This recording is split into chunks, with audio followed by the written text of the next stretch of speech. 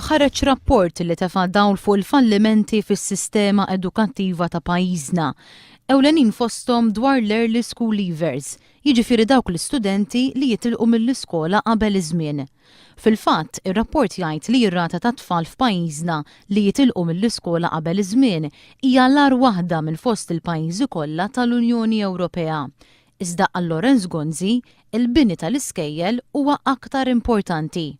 Jiena llum ġibt miegħi l-lista tal-iskejjel il-ġodda li bnejna, ġifieri għax anki di skola ġdida kull sena, skola ġdida pjanata kull sena.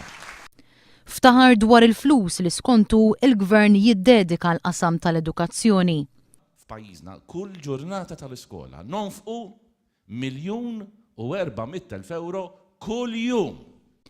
Il-Prim Ministru Lorenz Gonzi qal li l-poplu għandu jkun grat lejn il-Partit Nazzjonalista li daħħal il-computers f'pajjiżna.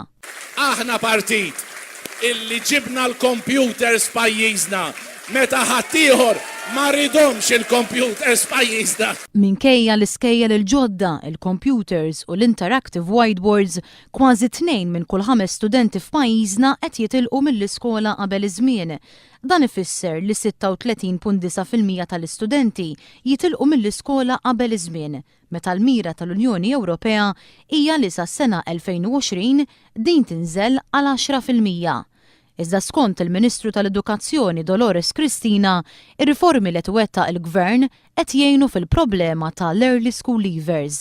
Ir-riformi li qegħdin nagħmlu mill-primarja għas-sekondarja u s-sanka riforma fil-livell tal-mezzek huma kollha indirizzati biex iżommu lill-istudenti jistudjaw. Fil-laqgħa ta' filgħodu Lorenz Gonzi attakka lil Partit Laburista u l-mexxej tiegħu Joseph Muscat.